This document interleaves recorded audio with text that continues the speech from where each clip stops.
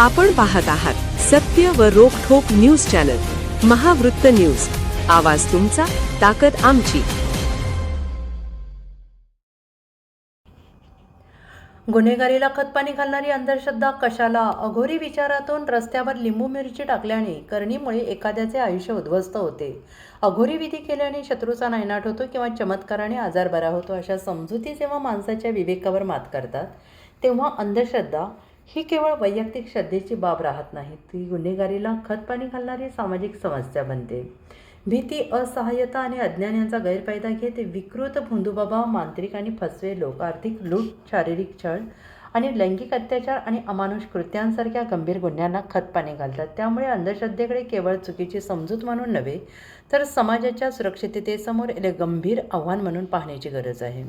स्मशानभूमीच्या परिसरात अघोरी पूजा, नदीघाटावर जादूटोण्याचे विधी, करणी काढण्याच्या नावाखाली उपचार, लिंबू, खिळे, बाहुल्या इतर वस्तू ठेवून भीतीचं वातावरण निर्माण करणे, तसेच चमत्काराच्या नावाखाली आर्थिक फसवणूक अशा विविध घटना मागील काळात समोर आल्या आहेत। या घटना समाजात अजूनही अंधश्रद्धेची पाळीमुळे किती खोलवर आहेत याची जाणीव करून देतात। अंधश्रद्धेचा सर्वात मोठा फटका बसतो तो संकटात सापडलेल्या माणसाला।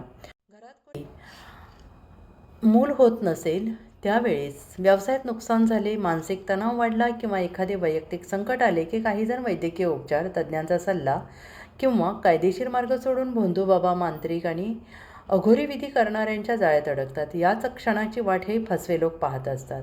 अशा प्रकरणांमध्ये आर्थिक नुकसान हा पहिला फटका असतो।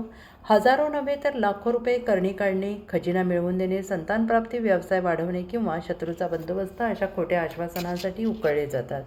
अनेक कुटुंबे कर्जबाजारी होतात, आयुष्यभराची बचत गमावतात। याहून गंभीर बाब म्हणजे शारीरिक आणि मानसिक छळ, झाडफूक, मारहाण, उपाशी ठेवणे, गरम वस्तूंनी चटके देणे, अमानुष विधी करणे, वैद्यकीय उपचार थांबवणे किंवा मानसिक आजार असलेल्या व्यक्तीला भूतबाधा झाल्याचे सांगून तिच्यावर अत्याचार करणे, हे प्रकार अनेकदा उघडकीस येतात। काही वेळा उपचार न मिळाल्याने रुग्णाचा जीव धोक्यात येतो। अंधश्रद्धेच्या नावाखाली महिलांवरील अत्याचार ही अत्यंत चिंताजनक बाब आहे। चेटकीन करणी करणारी किंवा अपशकुनी ठरवून महिलांचा सामाजिक बहिष्कार, मारहाण, अपमान, छळ केला जातो। काही प्रकरणांमध्ये तथाकथित धार्मिक किंवा गुप्त विधीच्या नावाखाली लैंगिक शोषण आणि लैंगिक अत्याचार केले जातात। भीती, श्रद्धा, सामाजिक दबावामुळे अनेक पीडित महिला तक्रार करण्याचे धाडस करू शकत नाही। त्यामुळे अंधश्रद्धा ही केवळ अज्ञानाची समस्या नसून मानवी हक्कांवरचा गंभीर आघात आहे। आणि याच पार्श्वभूमीवर महाराष्ट्र शासनाने महाराष्ट्र नरबळी आणि इतर अमानुष, अनिष्ट, अघोरी प्रथा आणि जादूटोणा यांना प्रतिबंध घालणे, त्यांचे समूळ उच्चाटन करणे अधिनियम 2013 लागू केला आहे। गुन्ह्याच्या स्वरूपानुसार गुन्हेगाराला 6 महिने ते 7 वर्षापर्यंतचा कारावास आणि 5,000 ते 50,000 पर्यंतची दंडाची तरतूद आहे आणि हा गुन्हा दखलपात्र, अजामीनपात्र असतो। या कायद्याचा उद्देश कोणत्याही धर्माचा किंवा श्रद्धेचा विरोध करणे नाही, उलट श्रद्धेच्या नावाखाली होणारी फसवणूक, अमानुष प्रथा, आर्थिक शोषण, लैंगिक अत्याचार आणि हिंसाचार रोखणे हा कायद्याचा गाभा आहे।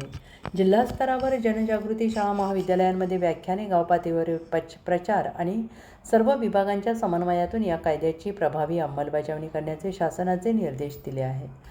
राज्यातील सर्व जिल्ह्यांमध्ये जिल्हा प्रशासन, पोलीस, समाज कल्याण, शिक्षण आणि माहिती विभाग यांच्या समन्वयातून अंधश्रद्धा निर्मूलनासाठी जनजागृती अभियान सातत्यानं राबवण्यात येत आहे। संशयास्पद प्रकारांची माहिती प्रशासनाला तातडीनं देणं, गाव पातळीवर जागरूकता निर्माण करणं, नागरिकांमध्ये वैज्ञानिक दृष्टिकोन वाढवणं यावर विशेष भर देण्यात येत आहे।